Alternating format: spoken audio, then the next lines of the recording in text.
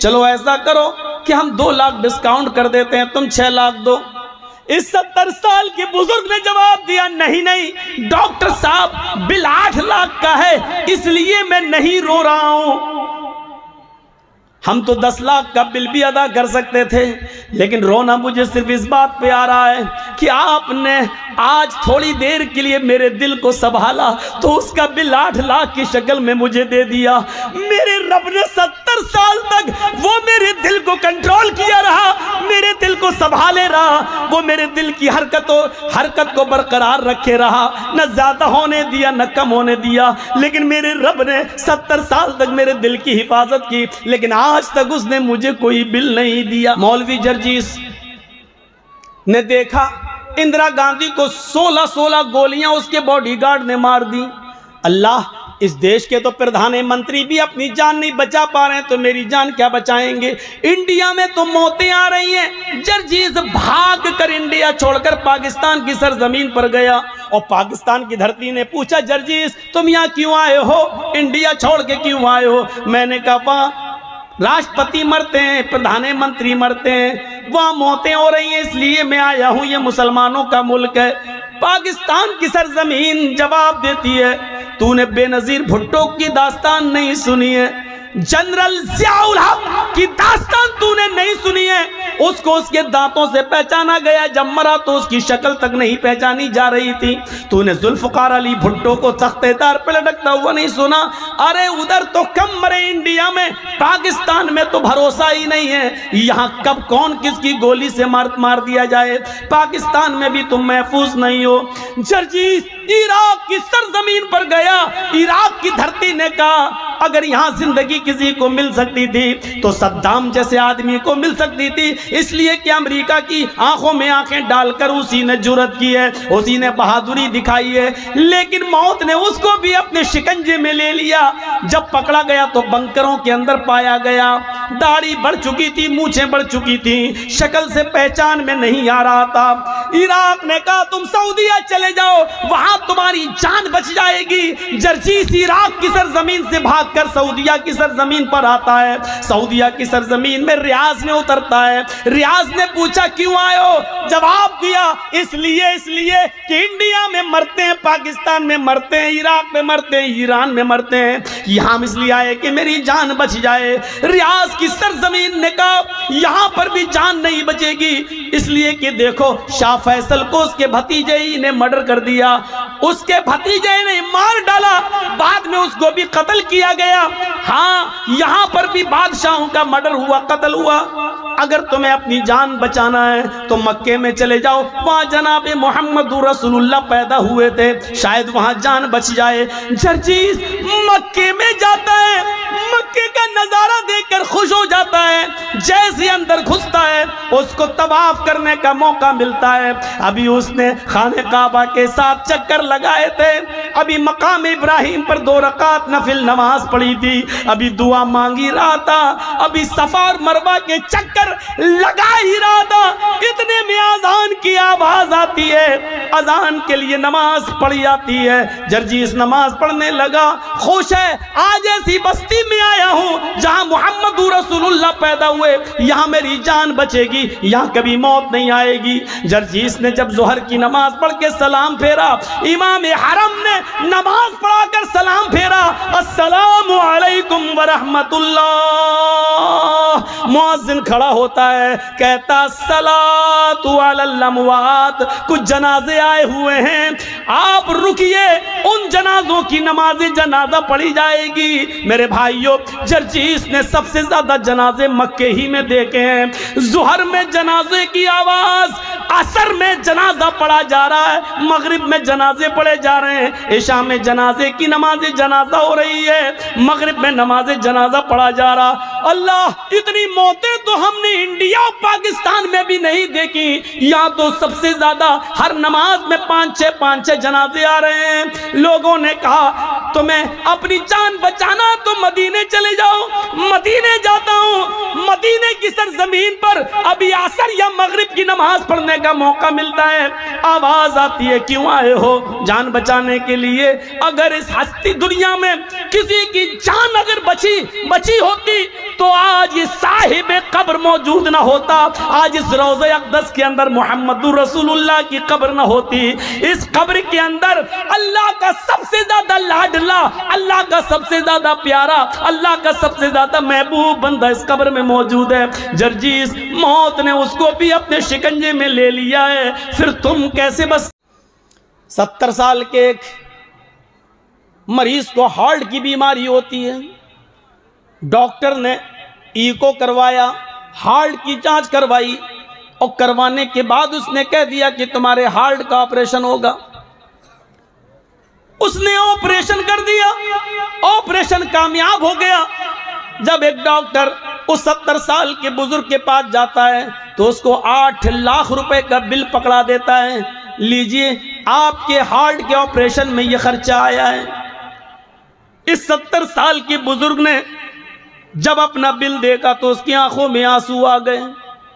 Doctor نے کہا بھائی کیوں رو رہے ہو، پریشان کیوں ہوتے ہو؟ اگر اس بل میں زیادتی ہے اور تم اتنا نہیں دے پاتے ہو تو 1 2 3 لاکھ روپے ہم کم کر دیتے ہیں۔ چلو ایسا کرو کہ ہم 2 لاکھ ڈسکاؤنٹ کر دیتے ہیں، تم 6 لاکھ دو۔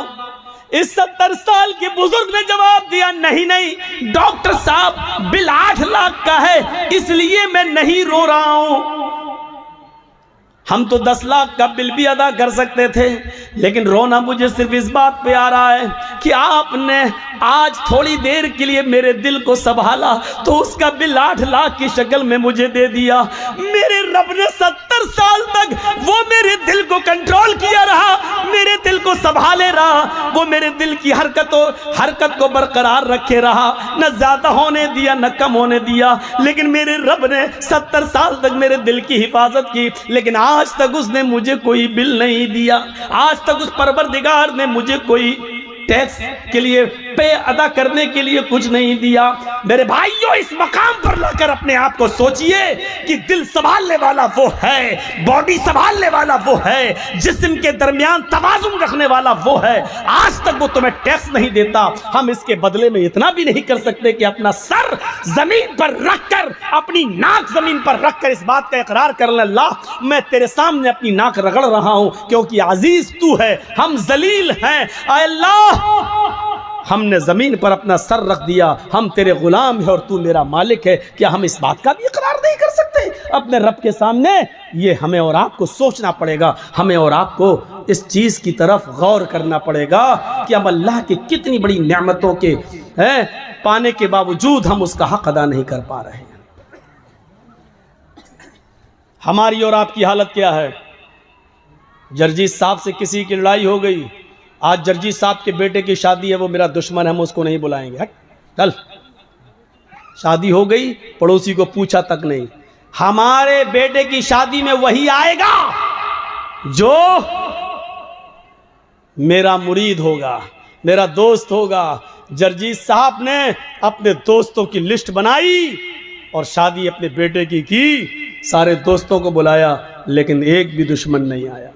بلایا ہی نہیں تو آئے گا کیوں؟ یہ چھوٹا بڑا ہم سوچ سکتے ہیں، یہ دشمنی ہماری ہو سکتی ہے، ہم اپنے دشمن کو دیکھنا گوارا نہیں کرتے، ہم اپنے دشمن کو اپنے دسترخوان پر بٹھانا گوارا نہیں کرتے، لیکن ذرا رب کی رحمت پر نظر ڈال کے دیکھو، وہ کہتا ہے الحمدللہ رب العالمین۔ اور دنیا والوں، میں صرف مسلمانوں کا رب نہیں ہوں، میں ہندوؤں کا بھی رب ہوں، میں عیسائیوں کا بھی رب ہوں، میں کرسچن کا، میں جینیوں کا اور میں سکھوں کا بھی رب ہوں۔ اگر ایک مسلمان کو میں کھلاتا ہوں تو ایک ہندو کو بھی میں کھلاتا ہوں، ایک عیسائی کو بھی میں کھانے کو دیتا ہوں۔ اگر میں اگر میں ہوا چلاتا ہوں تو اس سے ایک مسلمان کو اگر فائدہ ہوتا ہے تو ہندو کے گھر تک بھی جاتی ہے. اگر اس بارش سے ہم غلہ اگاتے ہیں تو مسلمانوں کا اگاتے ہیں تو غیر مسلموں کا بھی اگاتے ہیں. او لوگوں ہم سے سیکھو, ہمارے درمیان کوئی دشمنی نہیں ہے. ہم نے اگر اس دنیا میں کسی سے دشمنی کی ہوتی تو دنیا میں وہ آدمی جیتا ہی کہاں ہے. لیکن ہماری نظر میں دنیا کی حیثیت کچھ ہے ہی نہیں ہے. لو کانت الدنیا تعدل عند اللہ جناح بعوضۃ ما سقا کافرا منہ شربۃ ماء. او دنیا والو, اگر اللہ کی نظر میں مکھی کے ایک پر کے برابر, مچھر کے ایک پر کے برابر بھی اس دنیا کی عزت ہوتی, اللہ اس دنیا کو مچھر کے پر کے برابر بھی اگر عزت دیتا, اگر مچھر کے پر کے برابر بھی اس دنیا کی شان و شوکت اللہ کی نظر میں ہوتی تو ما سقا کافرا منہ شربۃ ماء, تو اللہ اس دنیا سے کسی کافر کو ایک گھونٹ پانی بھی نہیں پلاتا. لیکن دنیا کی کوئی حیثیت اللہ کی نظر میں ہے ہی نہیں, مچھر کے پر کے برابر بھی دنیا کی حیثیت نہیں. اس لیے پیو, کھاؤ, دوڑو, بدماشیاں کرو, جو کرنا ہو کرو, آخر مر کر جاؤ گے کہاں؟ آنا تو میرے ہی پاس ہے, تمہارا ریموٹ کنٹرول تو میرے ہی پاس ہے. ٹی وی پر ہماری بیویاں کچھ بھی دیکھ رہی ہوں, سیریل, اب وہ ناچ رہی ہے, ناچے, جب چاہے تب ہٹا دے. ریموٹ کنٹرول تو آپ کی بیوی کے ہاتھ میں ہے, جب چاہے دبا دے اور وہ سکرین بدل جائے گی, وہ پردہ بدل جائے گا, دوسرا چینل لگ جائے گا. میرے بھائیوں, بھاگو کتنا بھاگ سکتے ہو, پیو شراب کتنی پی سکتے ہو, کھیلو جوا کتنا کھیل سکتے ہو, نمازوں سے بغاوت کرو کتنا کر سکتے ہو, جو چاہو کرو, لیکن جاؤ گے کہاں؟ آؤ گے تو میرے ہی پاس, تمہارا کوئی وجود نہیں ہے, جاؤ گے کہاں؟ مولوی جرجیس نے دیکھا اندرا گاندھی کو 16 گولیاں اس کے باڈی گارڈ نے مار دی. اللہ, اس دیش کے تو پردھان منتری بھی اپنی جان نہیں بچا پا رہے ہیں تو میری جان کیا بچائیں گے؟ انڈیا میں تو موتیں آ رہی ہیں. جرجیز بھاگ کر انڈیا چھوڑ کر پاکستان کی سرزمین پر گیا, اور پاکستان کی دھرتی نے پوچھا, جرجیز تم یہاں کیوں آئے ہو, انڈیا چھوڑ کے کیوں آئے ہو؟ میں نے کہا وہاں راشٹرپتی مرتے ہیں, پردھان منتری مرتے ہیں, وہاں موتیں ہو رہی ہیں, اس لیے میں آیا ہوں, یہ مسلمانوں کا ملک ہے. پاکستان کی سرزمین جواب دیتی ہے, تو نے بے نظیر بھٹو کی داستان نہیں سنی ہے, جنرل ضیاء الحق کی داستان تو نے نہیں سنی ہے. اس کو اس کے دانتوں سے پہچانا گیا, جب مرا تو اس کی شکل تک نہیں پہچانی جا رہی تھی. تو نے ذوالفقار علی بھٹو کو تختے دار پہ لٹکتا ہوا نہیں سنا. ارے ادھر تو کم مرے انڈیا میں, پاکستان میں تو بھروسہ ہی نہیں ہے, یہاں کب کون کس کی گولی سے مار دیا جائے. پاکستان میں بھی تم محفوظ نہیں ہو. جرجیس عراق کی سرزمین پر گیا, عراق کی دھرتی نے کہا اگر یہاں زندگی کسی کو مل سکتی تھی تو صدام جیسے آدمی کو مل سکتی تھی, اس لیے کہ امریکہ کی آنکھوں میں آنکھیں ڈال کر اسی نے جرأت کی ہے, اسی نے بہادری دکھائی ہے. لیکن موت نے اس کو بھی اپنے شکنجے میں لے لیا. جب پکڑا گیا تو بنکروں کے اندر پایا گیا, داڑھی بڑھ چکی تھی, مونچھیں بڑھ چکی تھی, شکل سے پہچان میں نہیں آ رہا تھا.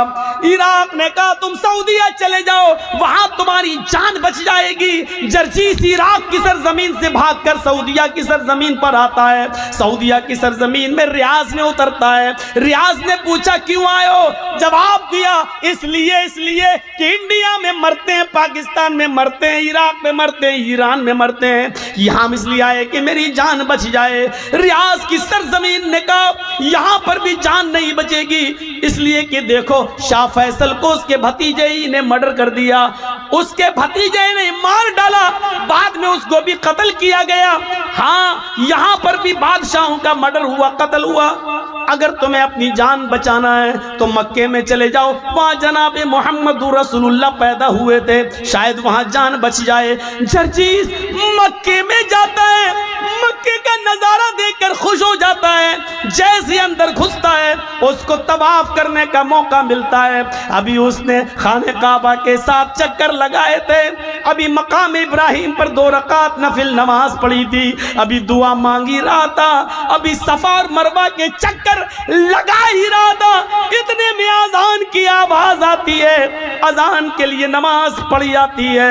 جرجیس نماز پڑھنے لگا, خوش ہے, آج ایسی بستی میں آیا ہوں جہاں محمد رسول اللہ پیدا ہوئے, یہاں میری جان بچے گی, یہاں کبھی موت نہیں آئے گی. جرجیس نے جب ظہر کی نماز پڑھ کے سلام پھیرا, امام حرم نے نماز پڑھا کر سلام پھیرا, السلام علیکم ورحمت اللہ. مؤذن کھڑا ہوتا ہے, کہتا الصلاۃ علی الاموات, کچھ جنازے آئے ہوئے ہیں, آپ رکیے, ان جنازوں کی نماز جنازہ پڑھی جائے گی. میرے بھائیوں, جرجیس نے سب سے زیادہ جنازے مکے ہی میں دیکھے ہیں. ظہر میں جنازے کی آواز, عصر میں جنازہ پڑھا جا رہا ہے, مغرب میں جنازے پڑھے جا رہے ہیں, عشاء میں جنازے کی نماز جنازہ ہو رہی ہے, مغرب میں نماز جنازہ پڑھا جا رہا. اللہ, اتنی موتیں تو ہم نے انڈیا اور پاکستان میں بھی نہیں دیکھی, یہاں تو سب سے زیادہ ہر نماز میں 5-6 جنازے آ رہے ہیں. لوگوں نے کہا تمہیں اپنی جان بچانا تو مدینے چلے جاؤ. مدینے جاتا ہوں, مدینے کی سرزمین پر ابھی عصر یا مغرب کی نماز پڑھنے کا موقع ملتا ہے, آواز آتی ہے کیوں آئے ہو؟ جان بچانے کے لیے. اگر اس ہستی دنیا میں کسی کی جان اگر بچی ہوتی تو آج یہ صاحب قبر موجود نہ ہوتا, آج اس روضہ اقدس کے اندر محمد رسول اللہ کی قبر نہ ہوتی. اس قبر کے اندر اللہ کا سب سے زیادہ لاڈلا, اللہ کا سب سے زیادہ پیارا, اللہ کا سب سے زیادہ محبوب بندہ اس قبر میں موجود ہے. جرجیس, موت نے اس کو بھی اپنے شکنجے میں لے لیا ہے, پھر تم کیسے بچ سکتے ہو؟ حاشا کلا, نہیں. کچھ لوگ قرآن پڑھ رہے تھے, لوگوں سے پوچھا میں نے یہ کیا پڑھ رہے ہیں؟ لوگوں نے جواب دیا یہ قرآن پڑھ رہے ہیں. میں نے پوچھا یہ قرآن کیا ہے؟ جواب ملا یہ اللہ کی آخری کتاب ہے, قیامت تک کے تمام مسائل کا حل اس کتاب کے اندر موجود ہے. مولوی جرجیس مسکرایا, جب قیامت تک سارے مسائل کا حل موجود ہے تو موت کا مسئلہ بھی حل ہوگا. یہ کتاب ہمیں ہمیشہ زندہ رہنے کا بھی طریقہ بتائے گی. جرجیس نے بھی وضو بنایا اور قرآن لے کر بیٹھ گیا.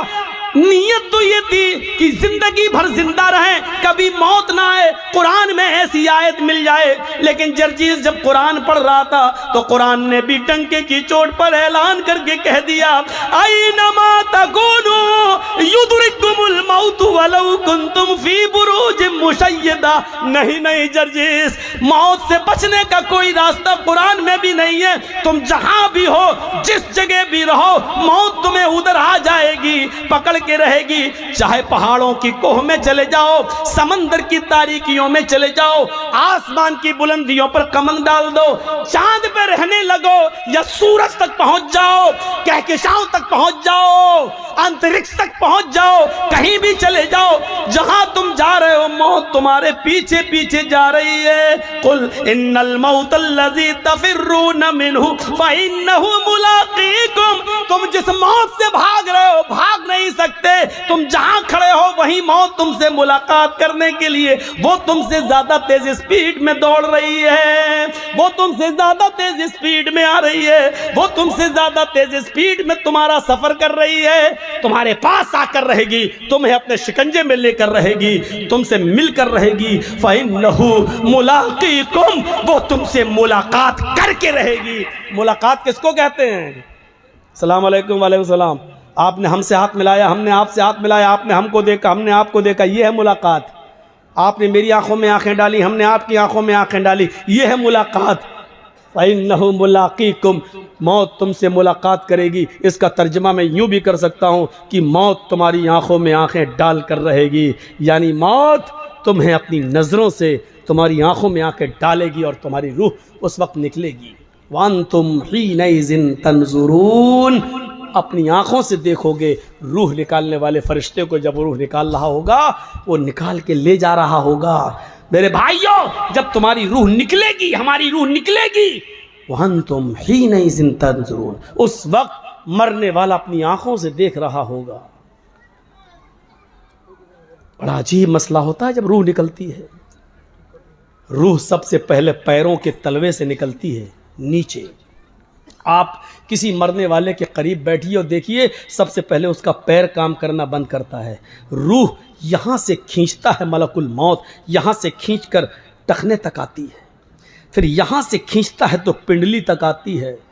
बस साक बिसाक, पिंडलियों से पिंडलियाँ टकरा जाती हैं और नीचे का धड़ काम करना बंद कर देता है। फिर ये रूह खींचता है तो घुटने तक आ जाती है, घुटने के नीचे का हिस्सा बेकार हो जाता है। फिर रूह खींचता है तो रान तक आ जाती है, रान से नीचे का हिस्सा बेजान हो जाता है। फिर रूह खींचता है तो सीने तक आ जाती है और सीने से नीचे का हिस्सा बेकार हो जाता है। फिर रूह हलक तक आ जाती है, हलक तक आ जाती है और हलक से नीचे का हिस्सा बेकार हो जाता है। और फिर हलक के पास आकर जब रूह को खींचता है, रूह निकालता है, तो ये रूह आँख, नाक और कान, इन तीनों रास्ते से बाहर निकलती है। और जब नाक और कान के रास्ते से निकलते हुए आंखों तक पहुंचती है तो आंखें फट जाती हैं। और आप देखिएगा, मरने वाला जब मर रहा होगा तो उसकी आंखें खुली रह जाती हैं। क्यों? कुरान कहता है इसलिए खुली रह जाती हैं कि वह अंतुम हीनइज़िन तंजुरून, उस वक्त वो रूह निकालने वाले मलकुल मौत को अपनी आंखों से देख रहा होता है। और ये देख रहा होता है कि मेरी रूह को लेने वाले रहमत के फरिश्ते आसमान से आए हैं या अज़ाब के फरिश्ते आसमान से आए हैं, मेरी रूह को जन्नत के फरिश्ते ले रहे हैं या मलकुल मौत के हाथों से मेरी रूह को जहन्नम के फरिश्ते ले रहे हैं। वो इसी दुनिया में देख लेता है कि मेरी रूह को लेने के लिए जहन्नम के फरिश्ते आए हैं या जन्नत के फरिश्ते। बहुत आसान है। हम लोगों में से कितनों के माँ बाप इस दुनिया में नहीं होंगे, कितनों की माँ इस दुनिया में नहीं होगी, कितनों के माँ बाप इस दुनिया में नहीं होंगे। ज़रा सोचिए, वो इस दौर से गुज़र चुके हैं, अब वो दौर हमारा भी आने वाला है, आपका आने वाला है, हमें भी उस दौर से गुज़रना है। हमने इस मौत के बाद के लिए क्या तैयारी कर रखी?